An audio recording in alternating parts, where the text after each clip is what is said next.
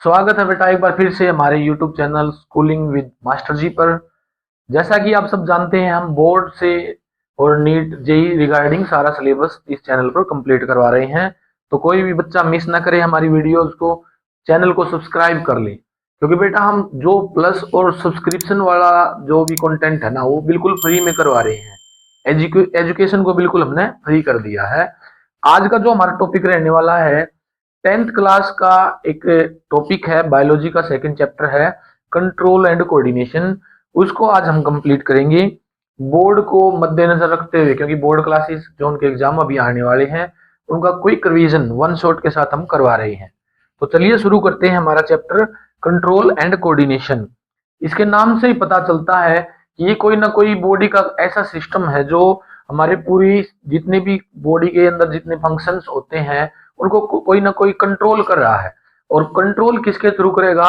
वो coordination system भी हमारी बॉडी में कंप्लीट है। तो देखते हैं कंट्रोल और कोऑर्डिनेशन कौन करता है। चैप्टर में बात आती कंट्रोल की कि कंट्रोल करना जरूरी है क्यों और किस चीज को हम कंट्रोल करते हैं। हमारे एनवायरनमेंट में बहुत सारी ऐसी स्टिमुलेशन है, बहुत सारी ऐसी उत्तेजनाएं हैं जिनका रिस्पॉन्स हमारी बॉडी करती है। ना सिर्फ हमारी बॉडी बल्कि लिविंग ऑर्गेनिज्म सभी रिस्पॉन्स करते हैं। लिविंग्स का जो है ना, एक ये क्राइटेरिया भी है कि वो रिस्पॉन्स जरूर करते हैं। किस चीज का? एक्सटर्नल स्टिमुलेशन का या इंटरनल स्टिमुलेशन का। और इस जो स्टिमुलेशन जो होती हैं उनका कंट्रोल कौन करता है और फिर किसके थ्रू वो उनको कंट्रोल करता है, वो कोऑर्डिनेशन के अंदर हमने पढ़ना है। हमारा जो ब्रेन है, स्पाइनल कॉर्ड है, नर्वस सिस्टम है कंप्लीट, वो इस चैप्टर के अंदर हम कंप्लीट करेंगे। साथ ही हम पढ़ेंगे कि प्लांट्स में भी कंट्रोल होता है, कोऑर्डिनेशन होता है, वो किसके थ्रू करते हैं। वो सारी चीज इस चैप्टर के अंदर हमने पढ़नी है। जो मेन हमारे टॉपिक है वो इसमें रहने वाले हैं ब्रेन, स्पाइनल कॉर्ड, हमारा नर्वस सिस्टम,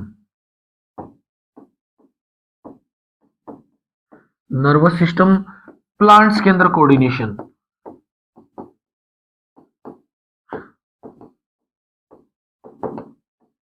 प्लांट्स में जो कोऑर्डिनेशन होता है वो भी इसके अंदर हम पढ़ेंगे। इनके अलावा जो हमारे अंदर केमिकल कोऑर्डिनेशन है ना, वो भी हम पढ़ने वाले हैं। Chemical coordination, chemical coordination. और दूसरा क्या है? नर्वस सिस्टम, नर्व्स का जो है इलेक्ट्रिकल कोऑर्डिनेशन। ये दो कोऑर्डिनेशन सिस्टम हमारे रहने वाले हैं। केमिकल कोऑर्डिनेशन के अंदर हम क्या पढ़ेंगे? ग्लैंड्स, इनसे निकलने वाले हार्मोन और उनके फंक्शन, ये आज का हमारा टॉपिक रहने वाला है। ब्रेन, ब्रेन से रिगार्डिंग जितनी भी चीजें हैं, फिर उसके बाद जो केमिकल कोऑर्डिनेशन हमारा रहने वाला है वो। एक बात मैं आपको बता देता हूँ बेटा, जो प्लांट होते हैं ना, उनके अंदर सिर्फ केमिकल कोऑर्डिनेशन ही होता है, उनके अंदर इलेक्ट्रिकल इंपल्स जनरेट करने के लिए नर्वस सिस्टम नहीं होता है। तो हम प्लांट्स में केमिकल कोऑर्डिनेशन और हमारे अंदर ह्यूमंस में नर्वस सिस्टम भी और केमिकल कोऑर्डिनेशन भी दोनों पढ़ने वाले हैं। नेक्स्ट इसके अंदर है स्टिमुली है क्या? स्टिमुलेशन होता क्या है जिसका हम रिस्पॉन्स करते हैं। एक्सटर्नल इन्वायरमेंट से जो भी स्टिमुली मिलती है उसका रिस्पॉन्स हमने करना पड़ता है। जैसे अगर हम किसी साउंड को सुन रहे हैं, हीट है उसके रिस्पॉन्स है, कोल्ड है उसका रिस्पॉन्स करते हैं। इंटरनल स्टिमुलेशन भी होती है, जैसे अर्ज है, थ्रस्ट के लिए है, हंगर के लिए है। हमें भूख लगी है तो हमारी बॉडी रिस्पॉन्स करती है, सर्दी लग रही है तो हमारी बॉडी रिस्पॉन्स करती है, साउंड का रिस्पॉन्स करती है, लाइट का रिस्पॉन्स करती है। तो ये सारे के सारे क्या है? रिस्पॉन्स है, स्टिमुलेशन है। तो response toward stimuli, response toward stimulation. तो किसी भी स्टिमुलेशन का जब हम रिस्पॉन्स करते हैं तो उसके लिए हमने हमारी बॉडी में कोई ना कोई सिस्टम चाहिए जो इसका रिस्पॉन्स कर सके। Response toward stimulation, external stimulation भी होती है और इंटरनल स्टिमुलेशन भी होती है। एक्सटर्नल स्टिमुलेशन की अगर हम बात करें, एक्सटर्नल के अंदर जो भी हमारी बॉडी से बाहर से जो रिस्पॉन्स हमने करना है, बाहर से जो स्टिमुली मिलेगी उसका जो रिस्पॉन्स होगा वो एक्सटर्नल स्टिमुलेशन के अंदर आएगा। एक्सटर्नल हमारी बॉडी से क्या रिस्पॉन्स कर सकते हैं हम, हीट का रिस्पॉन्स होता है, सर्दी लगती है, या फिर कोल्ड का रिस्पॉन्स हो सकता है, तो गर्मी का, सर्दी का, ये रिस्पॉन्स बाहर से होते हैं। और कौन से रिस्पॉन्स हो सकते हैं, साउंड का रिस्पॉन्स हो सकता है, लाइट का रिस्पॉन्स हो सकता है। ये सारे एक्सटर्नल स्टिमुलेशन होते हैं जो हमने, हमारी बॉडी बाहर से किसी चीज का रिस्पॉन्स करती है। उसके अलावा टच भी एक रिस्पॉन्स है, स्मेल है, स्मेल भी क्या है, एक्सटर्नल स्टिमुली है जिसका रिस्पॉन्स हमारी बॉडी करती है। और क्या है, टेस्ट है, किसी चीज का टेस्ट, किसी चीज की फ्रेग्रेंस है, किसी चीज की स्मेल है, किसी चीज का टच है, ये सारी की सारी क्या है, हमारी एक्सटर्नल स्टिमुलेशन होती है। इंटरनल स्टिमुलेशन की अगर हम बात करें, जैसे अर्ज है, अर्ज दो तरह से हो सकती है, किसी भूख के लिए भी हो सकती है, हमारी बॉडी को जब एनर्जी की रिक्वायरमेंट होती है तो हम खाना खाते हैं। तो ऐसा तो है नहीं कि हम सुबह खाना खाने बैठ जाए, शाम तक खाना खाते ही रहेंगे, ये कोई टाइम ही नहीं है। हमारी बॉडी रिस्पॉन्स करती है कि हाँ अब खाने की जरूरत है, अब हमें भूख लगी है, तो वो अर्ज भी क्या है, एक रिस्पॉन्स है। तो वो थ्रस्ट के लिए भी हो सकता है, प्यास के लिए, और हंगर के लिए भी है। स्टेशिएशन भी एक रिस्पॉन्स है कि जैसे ही हमने जो खाना खाया है कंप्लीट हो गया, अब हमें भूख नहीं लगी है, तो उसका भी एक रिस्पॉन्स होता है कि हमारी बॉडी तृप्त हो चुकी है, कि अब खाना और ज्यादा हमने नहीं खा सकते, तो उसके लिए भी रिस्पॉन्स होता है। और कौन से रिस्पॉन्स हो सकते हैं, हमारी बॉडी के अंदर कोई भी डिजीज है हमारी बॉडी में इंटरनल, अगर हमारी बॉडी थर्मो रेगुलेशन नहीं करी, उसका भी रिस्पॉन्स होता है, थर्मो रेगुलेशन है।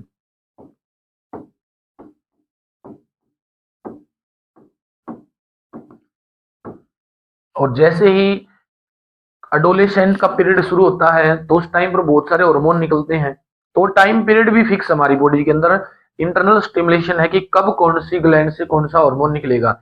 जैसे ही हम खाना खाते हैं तो बहुत सारे हार्मोन रिलीज होना शुरू होते हैं, बहुत सारे एंजाइम्स सेक्रेट होती हैं, डाइजेस्टिव जूस निकलता है, तो वो इंटरनल स्टिमुलेशन है कि जैसे ही खाना अंदर गया तो हमारी बॉडी ने अंदर से कुछ ना कुछ रिस्पॉन्स किया है और कुछ केमिकल सेक्रेट होते हैं, तो वो डाइजेस्टिव जूस के लिए सेक्रेशन है। ये इंटरनल स्टिमुलेशन है, ये एक्सटर्नल स्टिमुलेशन है, तो इनका रिस्पॉन्स हमारी बॉडी करती है।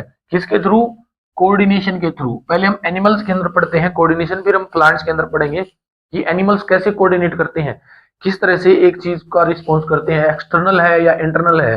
तो कोऑर्डिनेशन बेटा दो तरह का हो सकता है, पहला है केमिकल कोऑर्डिनेशन,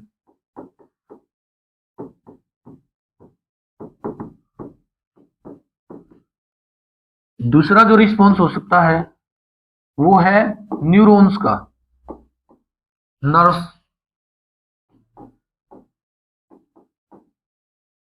या फिर ये हमारी बॉडी के अंदर इलेक्ट्रिकल इंपल्स के ऊपर चलता है बेटा, इलेक्ट्रिकल कोऑर्डिनेशन होता है ये, इलेक्ट्रिकल रिस्पॉन्स या इलेक्ट्रिकल स्टिमुलेशन या कोऑर्डिनेशन भी हम इसको बोल सकते हैं।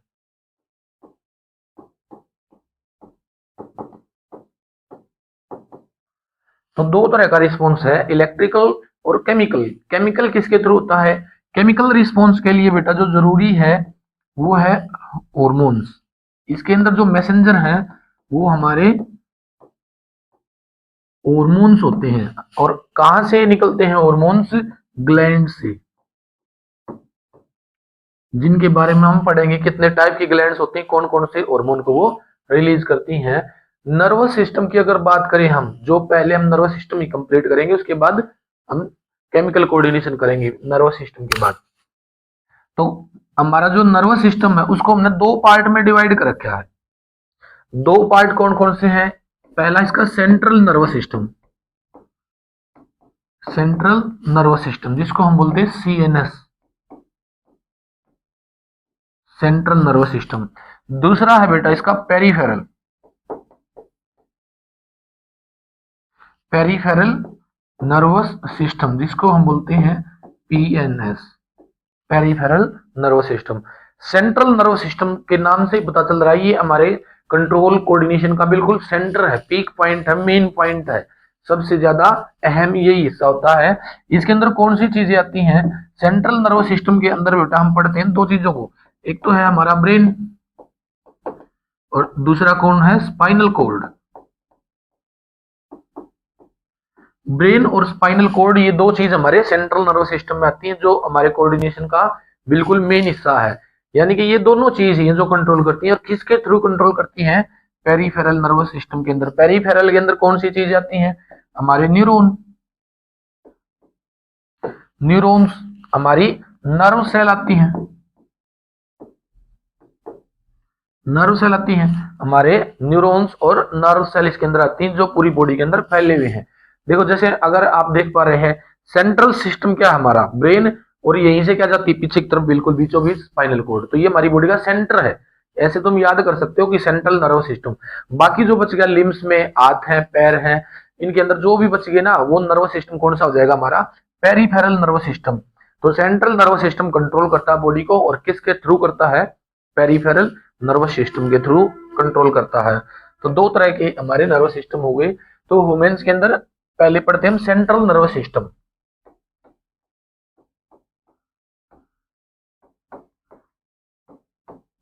Central nervous system. Central nervous system के अंदर पहला हमारा ब्रेन है, जो पूरी बॉडी को क्या करता है? कंट्रोल करता है। कंट्रोल सिस्टम है ये। कंट्रोल हमारी बॉडी का कहां से होता है? ब्रेन से। और इसी के अंदर और क्या है? मेमोरी इसी के अंदर रखी है। हमारी बॉडी की मेमोरी, जो भी चीज हम देखते हैं, सुनते हैं, पढ़ते हैं, याद जो भी चीज रखते हैं, मेमोरी इसी के अंदर पाई जाती है। और एनालाइज भी यही करता है। एनालिसिस भी कौन करता है? हमारा ब्रेन ही करता है। रिस्पॉन्स भी यही करेगा। किसी भी चीज का रिस्पॉन्स कौन करेगा? हमारा ब्रेन करता है। किसी चीज को एनालाइज ये करता है, कैलकुलेट ये करता है, उसका ठीक अच्छे तरीके से जो रिस्पॉन्स करना होता है वो भी कौन करता है? ब्रेन ही करता है। दूसरा जो नर्वस सिस्टम है सेंट्रल नर्वस सिस्टम के अंदर, दूसरा पार्ट हमारा स्पाइनल कॉर्ड है। Spinal cord, spinal cord, spinal cord क्या काम करती है बेटा? जो हमारा सेंट्रल नर्वस सिस्टम उसके साथ ये जुड़ी होती है। जो हमारी रिब केज है ना, उसमें प्रोटेक्टेड है। अगर हम ब्रेन की बात करें तो ब्रेन कहां पर प्रोटेक्टेड होता है? इसका प्रोटेक्शन कौन करता है? ब्रेन का।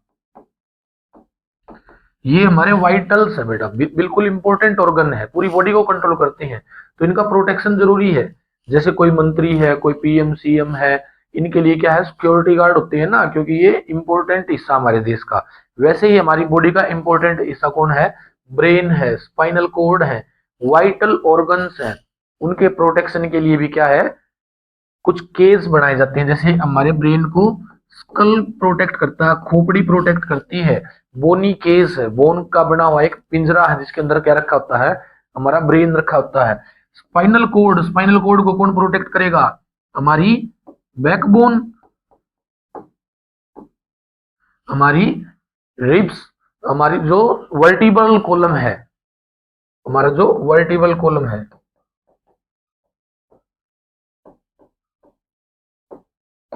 जो वर्टिब्रल कॉलम्स हैं, जो हमारी वर्टिब्रेटा है, उसके अंदर क्या है? बैकबोन के अंदर हमारी स्पाइनल कोड को प्रोटेक्शन दिया जाता है। इसका काम क्या होता है? ये पीएनएस को ब्रेन से जोड़ती है। पहला इंपॉर्टेंट काम क्या है इसका? जो हमारा पेरिफेरल नर्वस सिस्टम है उसको किससे जोड़ेगी? ब्रेन के साथ जोड़ती है, कनेक्ट करती है, इंटरमीडिएटर का काम करती है ये।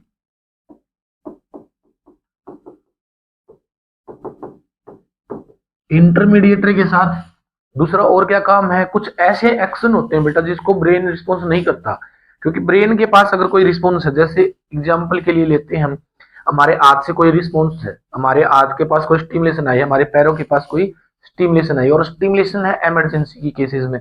जैसे एकदम से किसी गर्म जगह पर हाथ रखा गया, एकदम से किसी पेनफुल जगह पर हाथ रखा गया, किसी नुकीली जगह पर हमने हाथ रख दिया, एकदम से हमने सांप को देख लिया, ऐसी इमरजेंसी केसेस में क्या है? वो रिस्पॉन्स जाएगा कहाँ? स्पाइनल कॉर्ड के पास। स्पाइनल कॉर्ड अगर उसको ब्रेन के पास भेजेगी तो एनालाइज करेगा, वापस स्पाइनल कॉर्ड के पास आएगा, और फिर हमारी मसल्स के पास रिस्पॉन्स आएगा। रिस्पॉन्स तो एक्यूरेट होगा और अच्छा भी होगा क्योंकि उसको एनालाइज किया ब्रेन ने, लेकिन वो स्लो हो जाएगा थोड़ा सा। तो उसको फास्ट रिस्पॉन्स करने के लिए क्या है? जैसे ही हमारे लिम्स, हाथ और पैरों से रिस्पॉन्स गया स्पाइनल कॉर्ड के पास, उसने ब्रेन को नहीं भेजा, खुद ही रिस्पॉन्स भेज देती मसल्स को कॉन्ट्रेक्शन के लिए। तो वो रिस्पॉन्स, इमरजेंसी रिस्पॉन्स कौन करता है? Spinal cord. इमरजेंसी रिस्पॉन्स हमारी स्पाइनल कॉर्ड ही करती है। तो ये हमारे दो सिस्टम देखते हैं। यहाँ पर हमारा सेंट्रल नर्व सिस्टम आप पिक्चर में एनालाइज कर सकते हैं। यहाँ पर बेटा ये हमारा क्या है? ब्रेन है। इस ब्रेन से ही क्या है, नीचे की तरफ ये जो आप देख पा रहे हैं ये हमारी स्पाइनल कॉर्ड है। अगर इसको पीछे से देखते हैं तो हमारा जो ब्रेन होता है दो हेमिस्फीयर के अंदर डिवाइड है। ऐसे इसके अंदर क्या है, दो हेमिस्फीयर रखे हुए हैं। एक हमारा क्या है, इस तरफ लेफ्ट हेमिस्फीयर और एक हमारा राइट हेमिस्फीयर है। तो दो हेमिस्फीयर के अंदर डिवाइडेड है, राइट हेमिस्फीयर और लेफ्ट हेमिस्फीयर। और इसके नीचे से यहां से क्या है, कनेक्टेड है हमारे ब्रेन के साथ स्पाइनल कॉर्ड, जो रीढ़ की हड्डी के अंदर रखी होती है। इसके बाहर आप देख पा रहे हैं ये क्या है, ये हमारी रीढ़ की हड्डी है। वर्टिबल कॉलम्स रखे हुए हैं। अगर आपको नहीं पता तो बेटा वर्टिबल कॉलम जो होते हैं ना वो कितनी है, 26 वर्टिबल कॉलम होते हैं अडल्ट के अंदर। बच्चों के अंदर अगर इसकी बात करें तो ये कितने होते हैं, बच्चों में ये 33 होते हैं, 33 वर्टिबल कॉलम होते हैं। बाकी के जो 7 हैं वो मर्ज हो जाते हैं, बड़े होते हैं जब हम जुड़ जाते हैं। इसलिए बोलते हैं ना बच्चे ज्यादा फ्लेक्सिबल, क्योंकि उनमें बोन्स ज्यादा होती हैं, लगभग 300 के आसपास। और हमारे अंदर कितनी बोन्स हैं, 206। तो वो बोन्स क्या है, जुड़ गई एक दूसरे के साथ, इसलिए बोन्स क्या कम रह जाती है हमारे अंदर। फ्लेक्सिबिलिटी भी छोटे बच्चों में ज्यादा होती है। तो यहाँ से ये क्या प्रोटेक्टेड है इस तरह के रिब केज के अंदर, वर्टिबल कॉलम्स के अंदर। अगर हम ब्रेन की बात करें तो ब्रेन के ऊपर भी एक ऐसी स्ट्रक्चर रखी होती है जिसके अंदर इसका प्रोटेक्शन होता है। ये जो आप देख रहे हैं यहाँ से स्कल है, स्कल के अंदर क्या हमारा ब्रेन प्रोटेक्टेड होता है। स्कल के अंदर, स्कल में अगर हम बात करें तो यहाँ पर एक बोन होती है जिसको हम फ्रंटल बोन बोलते हैं, जिससे इसका प्रोटेक्शन होता है, फ्रंटल बोन। अगर टोटल हम बात करें हमारे स्कल में कितनी बोन्स पाई जाती हैं, 8 बोन होती है बेटा। जो हमारा स्कल में क्रेनियम के अंदर, क्रेनियम जो अपना यहाँ से ऊपर का, फेशियल बोन भी है, 14 फेशियल बोन भी होती हैं। टोटल अगर हम मिलाकर देखें तो कितनी बोन्स है, 22 बोन्स होती है, जिसमें 8 यहाँ पर है। एक तो फ्रंटल, एक लास्ट में यहाँ पर रखी होती है, इनको मैं कलर से दिखा देता हूं। एक बोन यहाँ पर होती है जिसको हम क्या बोलते हैं, ओसिपिटल, ओसिपिटल बोन है। उसके ऊपर कुछ और बोन्स है, यहाँ पर एक बोन इस तरफ पाई जाती है, यहाँ पर इस तरफ, ये वाली, इसको हम बोलते हैं टेम्पोरल, टेम्पोरल बोन। और भी बोन है हमारे यहाँ पर ऊपर की तरफ, जिसको हम क्या बोलते हैं, पेरिटल, पेरिटल। तो 4 बोन होगी हमारी, कहां पे, एक तो बिल्कुल आगे फ्रंटल, एक बिल्कुल पीछे ओसिपिटल, फिर एक यहाँ पर है टेम्पोरल, एक टेम्पोरल इस तरफ भी है, और एक फिर यहाँ पर पेरिटल है। जो ये हेमिस्फीयर है ना, इस हेमिस्फीयर पर जो यहाँ पर प्रोटेक्शन देती है पेरिटल, एक पेरिटल यहाँ पर भी पाई जाती है। तो कितनी बोन्स होगी, 2 ये, 2 4 और 2 6।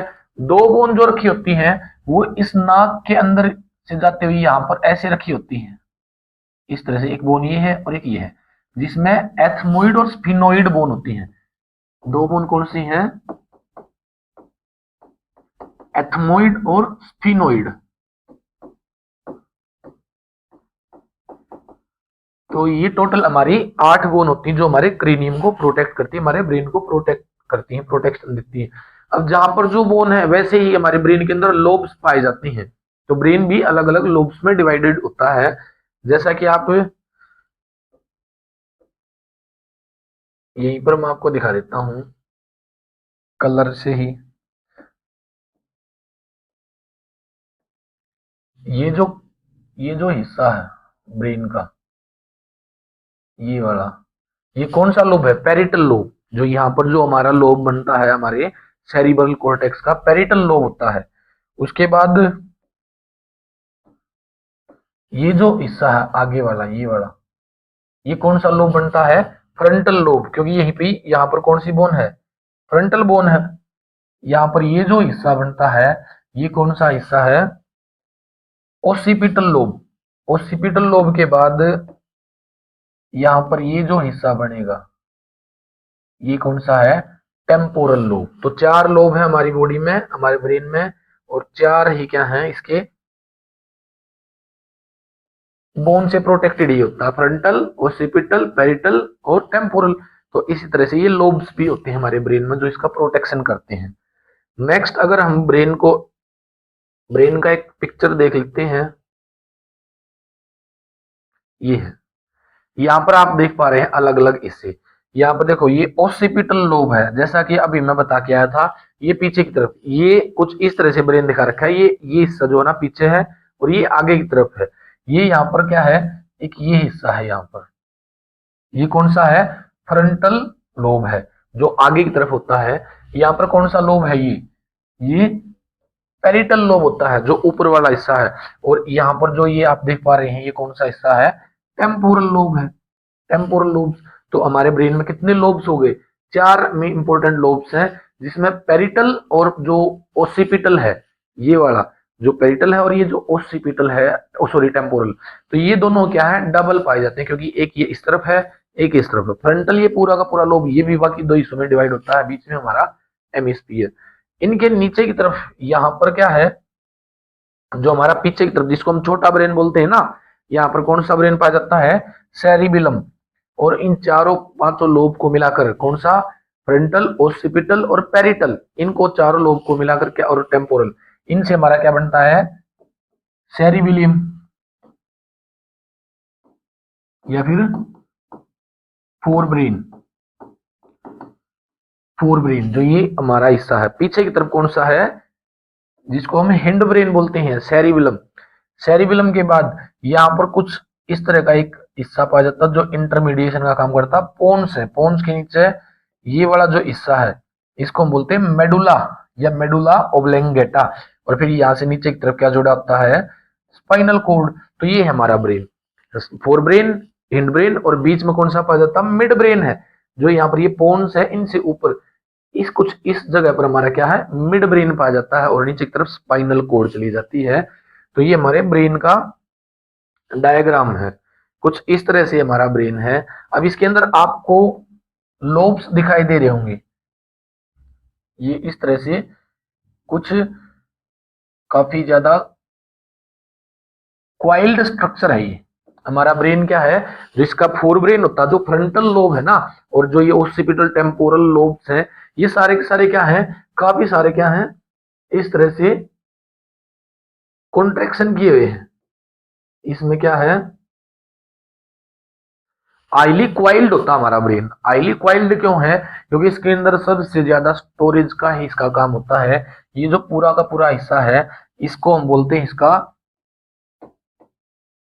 Cerebral cortex. Cerebral cortex, cerebral cortex क्या काम करता है, ये स्टोरेज का काम करता है, मेमोरी का काम करता है, एनालाइज करने का काम करता है। हमारे ब्रेन में जितनी भी मेमोरी है, जितनी भी स्टोरेज हो, सारी की सारी कोर्टेक्स के अंदर होती है। जो सामने वाला ये ऊपर वाला हिस्सा होता है ना, सबसे इंपॉर्टेंट, इसलिए बोलते हैं ना ये यादाश्त चली जाती है चोट लगते ही। अब मेमोरी इसी के अंदर तो है, चोट कहाँ लगी, यहाँ यहाँ यहाँ या यहाँ, और ऊपर की तरफ सारा का सारा क्या हमारा हिस्सा ब्रेन का, जिसके अंदर मेमोरी होती है। तो किसी भी हिस्से पर चोट लगेगी तो कोई ना कोई न्यूरॉन्स जो इसके अंदर स्टोर होते हैं, वो न्यूरॉन्स क्या है, करप्ट हो जाते हैं, जिससे फिर क्या है, मेमोरी चली जाती है इसके अंदर। यहाँ पर आप देख पा रहे हैं ये वाला हिस्सा, ये वाला जो हिस्सा है इसको थैलमस बोलते हैं बेटा। इसमें ये क्या हमारा थैलमस, जो इंपॉर्टेंट है ना हमारे बोर्ड के रिगार्डिंग, वो हम पढ़ रहे हैं यहाँ पर। यहाँ पर आप ये देख पा रहे हैं ये जो हिस्सा है, ये वाला हिस्सा, इसको बोलते हैं मिड ब्रेन। यहाँ पर ये है हमारा पोन्स, ये मेडुला, और इसके नीचे स्पाइनल कोड चली जाएगी। ये पूरा का पूरा हिस्सा हमारा क्या है, सेरिबिलम है, पीछे वाला जिसको हम छोटा ब्रेन बोलते हैं।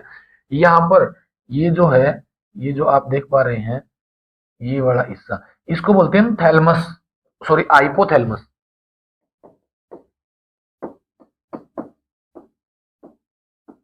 हाइपोथैलमस, हमारे ब्रेन में। हाइपोथैलेमस के नीचे ही क्या है, यहाँ पर एक और ग्लैंड है जिसको हम केमिकल कोऑर्डिनेशन में पढ़ेंगे, पिट्यूटरी।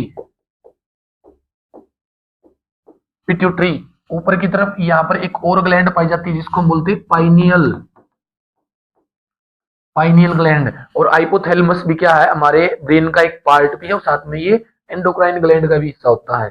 तो ये तीनों ग्लैंड्स हम किसमें पढ़ेंगे, केमिकल कोऑर्डिनेशन के अंदर। उसके बाद नीचे से यहाँ पर क्या हमारा ये मिड ब्रेन का ही कोर्टेक्स खाली हिस्सा होता है जिसको हम ल्यूमन बोलते हैं। इससे भी काफी चीजें कंट्रोल होती है, कोऑर्डिनेशन करता है ये भी हमारे ब्रेन, हमारी बॉडी को।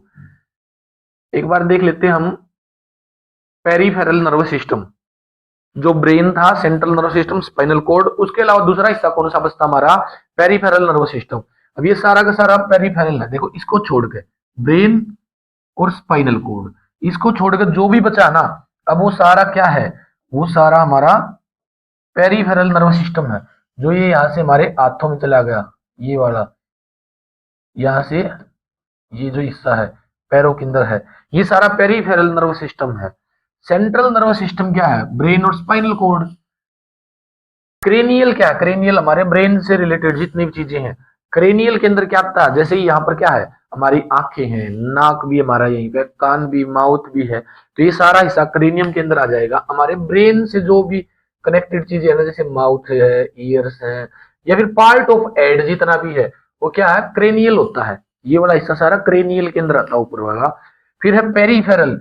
पेरीफेरल में क्या है, लिम्स आते हैं हमारे, जिसमें हमारे हैंड्स हैं, लेग्स हैं, फिट है, आर्म्स है, ये सारी चीजें स्पाइनल कोड से कनेक्टेड होता है ये सा। और ऑटोनोमिक नर्वस सिस्टम, ये भी पढ़ेंगे, दो तरह का सिस्टम होता है, एक ऑटोनोमिक और एक सोमैटिक। दूसरा कौन सा है, सोमैटिक। सोमैटिक नर्वस सिस्टम और ऑटोनोमिक। ऑटोनोमिक क्या है, नाम से ही पता चल रहा है, ऑटोमेटिक लग रहा है ना, ऑटोमेटिक वो नर्वस सिस्टम जिस जो हमारी बॉडी के ऐसे पार्ट को कंट्रोल करता है जो हमारे कंट्रोल में, कॉन्शियस कंट्रोल में नहीं होता। दो तरह का कंट्रोल होता है, कॉन्शियस विल, अनकॉन्शियस विल। एक तो जो हमारे कंट्रोल में नहीं, जैसे मैं हाथ हिला रहा हूं, हमारे हार्ट बीट कर रहा है, मैं उसको नहीं रोक सकता, उसको अपने अनुसार नहीं उसको कोऑर्डिनेट कर सकता, उसको भी हमारा ब्रेन ही कंट्रोल कर रहा है, उसका अनकॉन्शियस पार्ट। तो वो कौन सा हो जाएगा, अनकॉन्शियस पार्ट को कंट्रोल करने वाला ऑटोनोमिक। हमारे लिम्स में जितना होता है, जैसे लंग्स है, रेस्पिरेशन है, डाइजेशन है, हार्ट का जितना भी कंट्रोल है वो सारा का सारा, एक्सक्रेशन है, सर्कुलेशन है, ब्लड का सर्कुलेशन है, ग्लैंड्स का सेक्रेशन है, वो सारा किसके अंदर आएगा, ऑटोनोमिक नर्वस सिस्टम में। और बाकी जो भी बच गया, हमारे हाथ है, हमारे पैर हैं, मसल्स का कॉन्ट्रेक्शन है, हमारे हेड है, जैसे ये सारी मूवमेंट जो स्केलेटल सिस्टम वाली है, वो किसके अंदर आ जाएगी, सोमैटिक नर्वस सिस्टम के अंदर। ऑटोनोमिक को फिर हम दो पार्ट में डिवाइड करते हैं, एक तो है सिंपैथेटिक,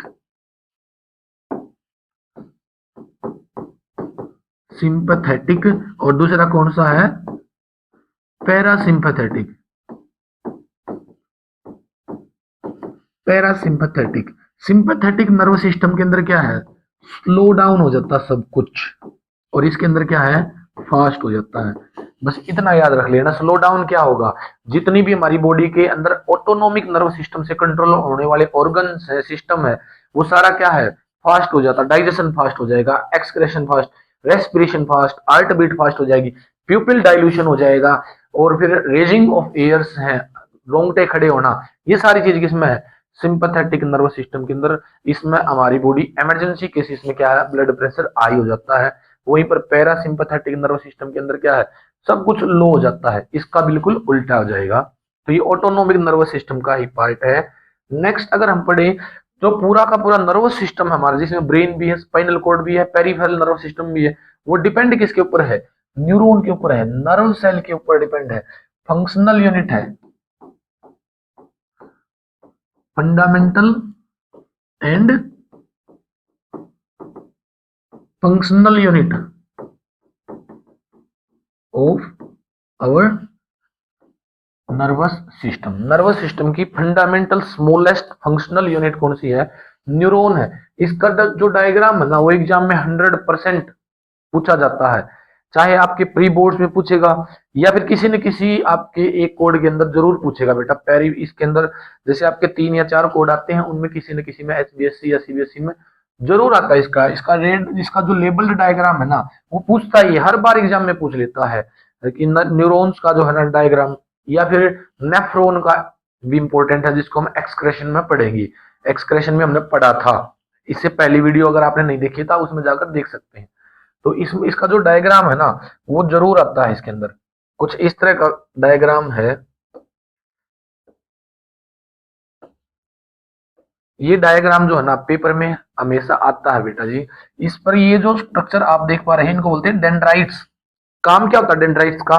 जो भी स्टिमुलेशन है, उत्तेजना है, उसको एक्वायर करना, सेंस करने का काम है इसका। ये सेंस करता है किसी भी स्टिमुलेशन को, बाहर से या फिर हमारी बॉडी से जो भी स्टिमुलेशन मिलेगी ना उसको ये डेंड्राइट्स एक्वायर करेगा और फिर कहाँ भेज देगा। ये जो इसका सेल बॉडी वाला पार्ट है ना, ये जो सेल बॉडी वाला पार्ट है इसके अंदर यहाँ पर क्या रखा होता है, न्यूक्लियस। तो यहाँ से ये स्टिमुलेशन को इस तरफ भेज देगा, यहाँ से स्टिमुलेशन इस तरफ आएगी। फिर उसके बाद जो स्टिमुलेशन है ना वो इस नेक्स्ट पार्ट में चली जाती है। ये जो बच गया ना इसका ये पार्ट, ये पूरा का पूरा पार्ट कौन सा इसका, जो इसका पीछे वाला पार्ट है, एंड पार्ट है। इसके अंदर बीचों बीच यहाँ से क्या जाती है, एक ऐसे एक डक्ट जाती है जिसको बोलते हैं एक्सोन। एक्सोन जो इसके साथ जुड़ी होती है, सेल बॉडी से कहा जाता है मैसेज एक्सोन के पास।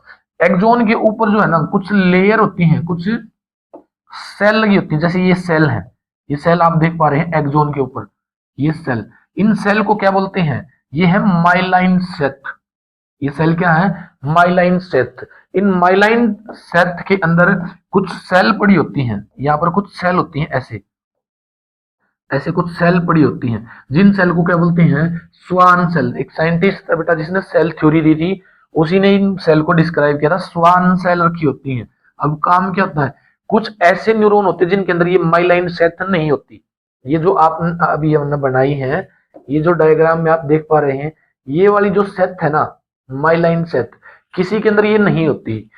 डायरेक्ट क्या है, सेल बॉडी से एक्सोन है, एक्सोन के बाद क्या आता है हमारा नर्व एंडिंग आता है, या फिर एक्सोन टर्मिनल भी जिसको हम बोलते हैं, डायरेक्ट ये आ जाता है। उसके पास ये नहीं होती, ये वाली सेथ नहीं होती। तो वो न्यूरॉन कौन सा, नॉन माइलाइनेटेड सेथ वो न्यूरॉन। और ये कौन सा है, माइलाइंड सेथ, माइलाइन न्यूरॉन। तो न्यूरॉन दो तरह के हो गए हमारे, एक तो माइलाइन और एक नॉन माइलाइनेटेड। तो दो तरह के न्यूरॉन, जिसके पास ये माइलाइन सेथ है माइलाइनेटेड, जिसके पास नहीं है नॉन माइलाइन। इनके अंदर कौन सी सेल रखी हुई है, स्वान सेल। इनका काम यही होता है कि जो मैसेज है ना वो ऐसे जंप करके जाएगा और फास्ट जाएगा। तो जिसके पास माइलाइन सेथ है वो न्यूरॉन फास्ट होते हैं, नहीं तो स्लो है। यहाँ से फिर मैसेज कहाँ जाएगा, नर्व एंडिंग के पास। यहाँ पर क्या रखी है, ये नर्व एंडिंग। नर्व एंडिंग के ऊपर जो है ना बिल्कुल लास्ट हिस्से में, यहाँ पर यहाँ पर ऐसी, यहाँ पर लगी होती है सिनेप्टिक नोब। क्या रखी होती है, साइनेप्टिक नोब। साइनेप्टिक नोब का क्या क्या काम होता है, जैसे इसने स्टिमुलेशन एक्वायर की, यहां से फिर ये आगे की तरफ ट्रांसमिशन करता है। इसके आगे फिर एक ऐसा न्यूरॉन होता है जो इसको पास आउट कर देता है, जिसका हम इस डायग्राम से समझेंगे कि यहाँ पर डेंड्राइट्स जो थे, ये डेंड्राइट्स इन्होंने मैसेज को लिया, सेल बॉडी को भेज दिया। सेल बॉडी के पास से फिर क्या, ये एक्सोन हुक में गया और एक्सोन से फिर ये आगे की तरफ पास हो गया ऐसे। एक्सोन से सिग्नल क्या है, हमेशा डायरेक्शन क्या होती है, डेंड्राइट से नर्व एंडिंग की तरफ मैसेज जाता है, इस तरफ से इस तरफ नहीं आ सकता। ये ऐसे डायरेक्शनल है बेटा, यूनि डायरेक्शनल है। तो माइलाइन सेथ रखी हुई है, यहां से जाकर ये नेक्स्ट न्यूरॉन है, ये भी ये यहाँ पर जो आप देख पा रहे हैं ये क्या है, एक अगला न्यूरॉन है। अब इससे इसमें पास आउट होगा ये मैसेज। तो पासिंग के लिए क्या है, यहाँ पर बीच में एक गैप होता है जिसको क्या बोलते हैं, सिनपेज। क्या बोलते हैं, स्नेप्स या synapse, the gap between two neurons. क्या बोलते हैं, दो न्यूरॉन्स के बीच का गैप। यहाँ पर क्या है, ये जो सिनेप्टिक नोब है ना, ये इन डेंड्राइट्स को मैसेज पास कर देती है, उसके बाद फिर अगले में चला जाएगा।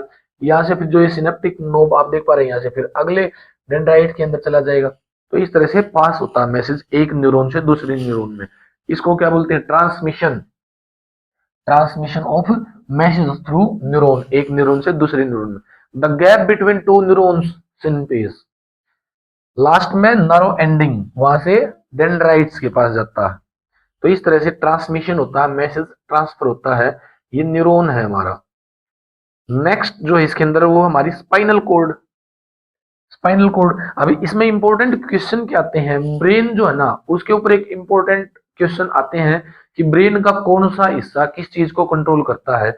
एक बार वो टॉपिक हम देख लेते हैं कि ब्रेन का कौन सा हिस्सा किसको कंट्रोल करता है। ब्रेन के अंदर जो फोर ब्रेन है ना, फोर ब्रेन, इसके अंदर जो इंपॉर्टेंट कंट्रोल है, किस चीज के कंट्रोल है, क्या क्या चीजें पाई जाती है इसके अंदर। इसके अंदर पाई जाने वाली चीजों में है मेमोरी। ये क्या करता है, मेमोरी स्टोर करता है। दूसरा क्या काम है इसका, इसका काम है एनालाइज करने का, एनालिसिस करता है, किसी भी चीज को एनालाइज करेगा, फिर उसका रिस्पॉन्स भी यही करता है, रिस्पॉन्स भी यही करेगा। सेंस जो है, सेंस ऑर्गन्स है ना हमारे पास, सेंस ऑर्गन होते हैं, हमारी नाक है स्मेल, और हमारे कान होते हैं, हमारी टंग है, हमारी स्किन है, हमारे ईयर है, ये सारे के सारे रिसेप्टर क्या है, सेंस रिसेप्टर एंड रिस्पॉन्स, वो भी इसी का काम है। तो ये सारा काम यही करता है। दूसरा अगर हम बात करें हमारा हिंड ब्रेन, हिंड ब्रेन क्या काम करता है, जो हमारा पीछे की तरफ होता है ना, जिसको सेरिबेलम भी बोलते हैं, सेरिबेलियम और सेरिबेलम, हिंड ब्रेन को क्या बोलते हैं, सेरिबेलम। तो सेरिबेलम किस चीज को कंट्रोल करता है, ये हमारी बॉडी का पोस्चर, पोस्चर क्या है, जैसे हमारा खड़ा होने का ढंग है, हमारी स्ट्रक्चर है, ये सारी चीज पोस्चर के अंदर आती हैं। और क्या कंट्रोल करता है ये, हमारी बॉडी का जो बैलेंस है, बैलेंस, हम दो पैरों पर कैसे खड़े रहते हैं, रस्सी के ऊपर भी चलते हैं, ये सारा का सारा क्या है, बैलेंस है, इसको भी कौन कंट्रोल करेगा, एंड ब्रेन। इसके अलावा इनिशियल लर्निंग,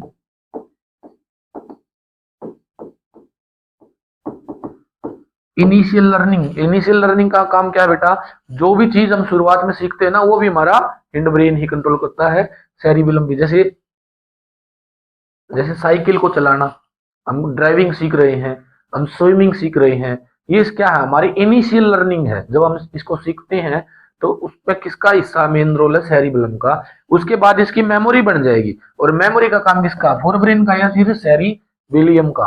तो सेरिबेलम और सेरिबेलियम। इसके बाद मिड ब्रेन जो हमारा है, मिड ब्रेन से क्या क्वेश्चन आ सकता है, ये कोऑर्डिनेशन करता है,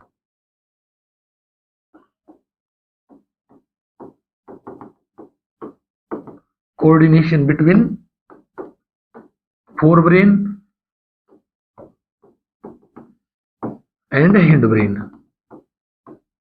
हिंड ब्रेन और फोर ब्रेन के बीच में कोऑर्डिनेशन करने का काम होता है बेटा इसका। ये क्या करता है, हमारे दोनों ब्रेन्स को कोऑर्डिनेट करता है। साथ में इसी के पास यहाँ पर पोन्स पाई जाती है। पोन्स का क्या काम है, पोन्स जो हमारे रेस्पिरेटरी सिस्टम को कंट्रोल करती है, रेस्पिरेटरी कंट्रोल होता है। मेडुला है, मेडुला ये हमारे कार्डियक सिस्टम को कंट्रोल करती है। कार्डियक सिस्टम हमारे जो हमारा जो आर्ट का सिस्टम है ना, आर्ट की, जैसे यहाँ से मेडुला ओब्लेंगेटा हमारे आर्ट के पास मैसेज भेजती हैं उसको बेट करवाने के लिए, रेस्पिरेशन के लिए पोन्स है। थैलमस का क्या कंट्रोल है, हाइपोथैलेमस भी इंपॉर्टेंट है इसमें। हाइपोथैलेमस किस चीज को कंट्रोल करती है, हाइपोथैलेमस किस चीज को कंट्रोल करेगी, ये हमारे अंदर, हमारी बॉडी के अंदर बहुत सारे मेन इंपॉर्टेंट, ये फोर ब्रेन का हिस्सा बेटा, फोर ब्रेन का हिस्सा है। अलग से क्वेश्चन सीबीएसई में जरूर आ सकता है इसके ऊपर कि हमारी हाइपोथैलेमस क्या कंट्रोल करती है। इसके पास कई सारे छोटे छोटे सेक्शन होते हैं, ये कंट्रोल क्या करेगी, जैसे अर्ज, अभी हम पढ़ गए थे, रिस्पॉन्स है ना, इंटरनल रिस्पॉन्स, चाहे वो थर्स्ट के लिए है चाहे वो हंगर के लिए है, दोनों थर्स्ट को कौन कंट्रोल करेंगी, हमारी हाइपोथैलेमस। स्टेशिएशंस, चाहे वो हंगर के लिए है चाहे वो थ्रस्ट के लिए, जब हम तृप्त हो जाते हैं, जब हमारा कंप्लीट हो जाता है, पेट भर जाता है, उसके बाद पानी की जो है हमारी प्यास बुझ जाती है, खाने की जो भूख मिट जाती है, उसके बाद स्टेशिएशन का भी काम कौन करता है, हाइपोथैलेमस ही करता है। उसके अलावा ये हमारे जो सेंस ऑर्गन्स है ना, उनको जो हमारा फोर ब्रेन रिस्पॉन्स करता है, फोर ब्रेन के इसी हिस्से में पाए जाते हैं इमोशंस है, इमोशंस है, जैसे लव है या फिर एंगर है या फिर इमोशंस, सैडनेस है, पेन है, ये सारे इमोशंस भी कौन कंट्रोल करता है? हाइपोथैलेमस ही कंट्रोल करता है। तो ये काम है। और फिर क्या है, शॉर्ट टर्म मेमोरी को लॉन्ग टर्म में कन्वर्ट करता है। शॉर्ट टर्म को लॉन्ग टर्म में कन्वर्ट करने का काम भी किसका है? हमारे हाइपोथैलेमस का। कि जो भी चीज हम अभी पढ़ रहे हो शॉर्ट टर्म मेमोरी है, 10 मिनट 15 मिनट के लिए याद रहेगा, लेकिन अगर उसको हमारे हाइपोथैलेमस रिवाइज, हम इसलिए तो रिवाइज करते हैं कि बार बार शॉर्ट टर्म मेमोरी बने और हाइपोथैलेमस क्या करे, इसको लॉन्ग टर्म मेमोरी में कन्वर्ट कर दे और उसको हम भूलेंगे नहीं, इसलिए रिवीजन होता है। तो ये हमारे ब्रेन के हिस्से हैं जो काम करते हैं, कंट्रोल करते हैं। स्पाइनल कॉर्ड की अगर हम बात करें, ये रिफ्लेक्स एक्शन करता है। रिफ्लेक्स एक्शन का काम किसका है? स्पाइनल कॉर्ड का काम है। हमारी बॉडी के जितने भी रिफ्लेक्स एक्शन है, रिफ्लेक्स एक्शन का मतलब जो भी इमरजेंसी रिस्पॉन्स है ना, उन इमरजेंसी रिस्पॉन्स को कंट्रोल करने का काम किसका है? स्पाइनल कॉर्ड का काम होता है इमरजेंसी केस में, in case of emergency.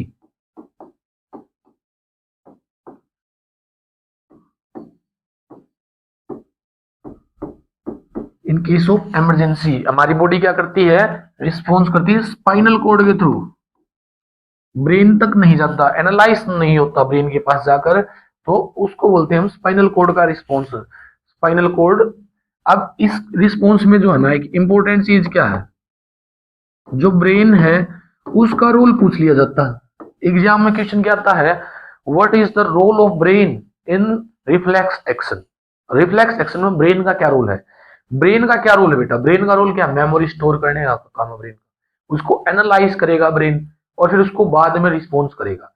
Spinal cord emergency case में रिस्पॉन्स करती है, लेकिन उससे जो भी एक्शन हुआ है ना, उस एक्शन को रेफरल के तौर पर स्टोर करता हमारा ब्रेन। ये एक्शन वो ठीक था या गलत था, उसको क्या है, उसको रेफरल के लिए स्टोर करता है कि बाद में जो उसको उसका रेफरेंस दिया जा सके, तो वो काम करता है हमारा ब्रेन। तो रिफ्लेक्स एक्शन है। रिफ्लेक्स एक्शन क्या होता है? Action is sudden, unconscious and involuntary response of efforts to a stimulation. किसी भी स्टिमुलेशन के लिए जो एफर्ट किया गया है, कौन सा एफर्ट? अनकॉन्शियस एंड इनवॉलेंटरी और सडन, अचानक से एकदम से जो रिस्पॉन्स होता है ना इमरजेंसी केस में, और उस कंट्रोल को अनकॉन्शियस तरीके से किया जाता है, हमारे कंट्रोल में नहीं होता। हम बोलते हैं ना, जैसे मान लो किसी का एक्सीडेंट हो गया, फिर बाद में उससे पूछते हैं तूने ऐसा क्यों किया या ऐसा करना था, वो बोलता मेरे दिमाग ने काम नहीं किया उस टाइम पर।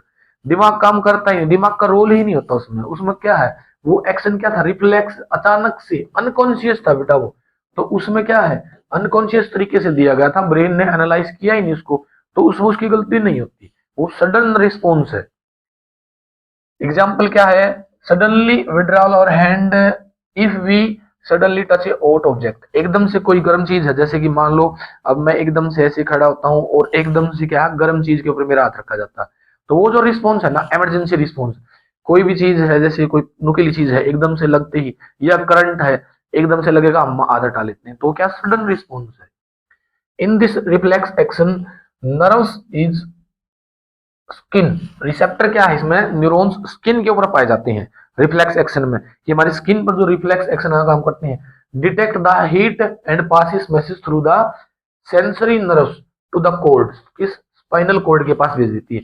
हमारी जो स्किन है उसके ऊपर जो रिसेप्टर है, उन्होंने मैसेज को भेजा स्पाइनल कोर्ड के पास, और कौन सी नर्व्स के साथ भेजा इन्होंने? Sensory nerves. अब यहीं पर एक क्वेश्चन आता है कि नर्व्स के टाइप होते हैं।